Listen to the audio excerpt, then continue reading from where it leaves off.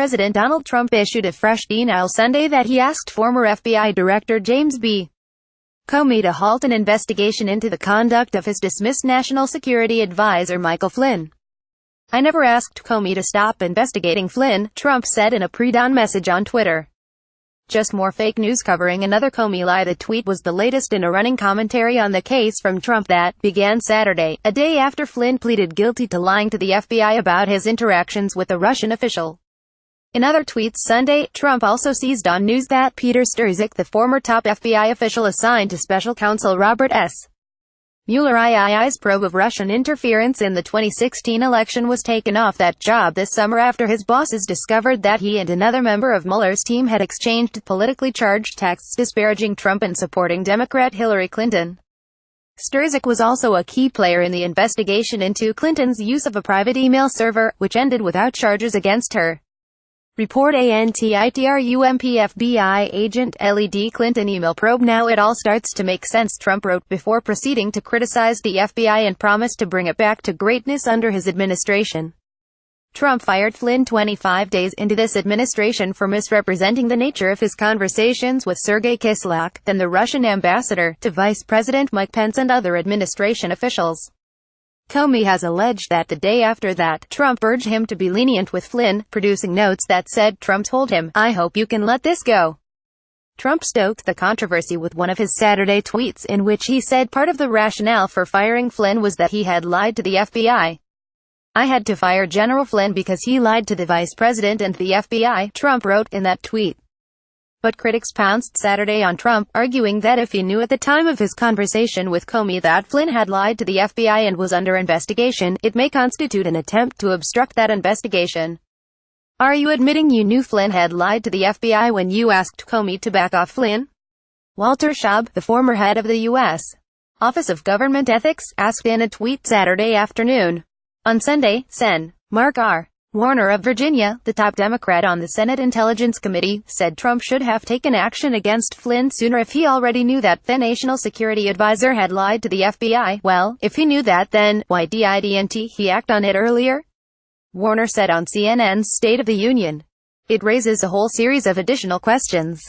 Warner also told CNN that Flynn being charged with only one count of lying to the FBI suggests that there are many more stories that General Flynn will have to tell about his time during the campaign and during the transition. The Washington Post reported Saturday that Trump attorney John Dowd had drafted the president's tweet, according to two people familiar with the message. Dowd confirmed that Sunday, saying he had passed along a draft to Dan Scavino, Trump's social media director.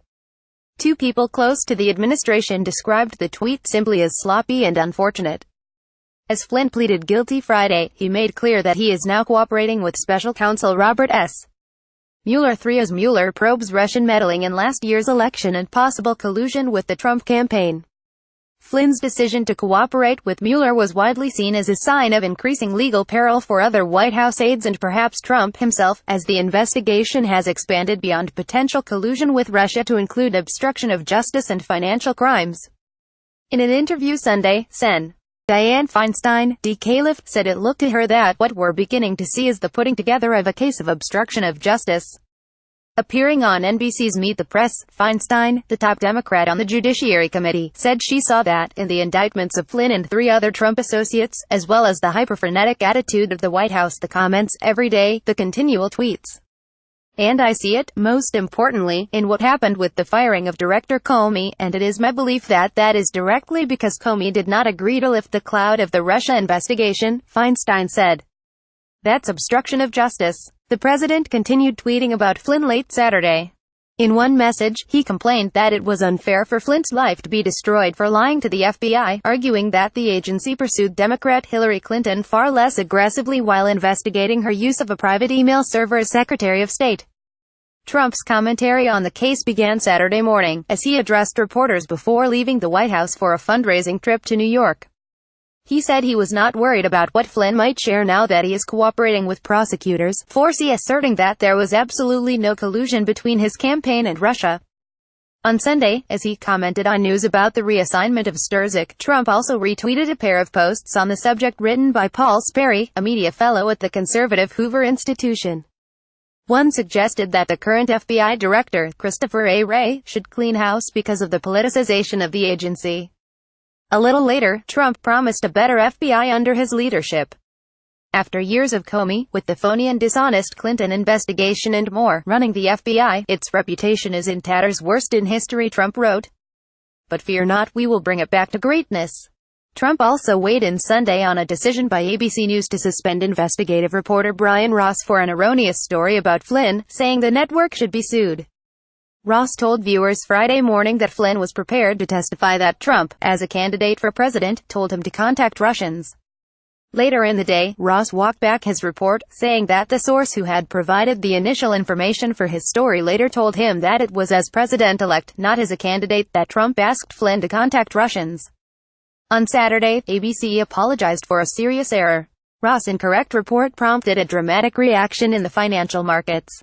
On Sunday, Trump offered a suggestion to those who lost money. People who lost money when the stock market went down 350 points based on the false and dishonest reporting of Brian Ross of ABC News, he has been suspended, should consider hiring a lawyer and suing ABC for the damages this bad reporting has caused many millions of dollars. The Washington Post's Carol D. Leonig contributed to this report.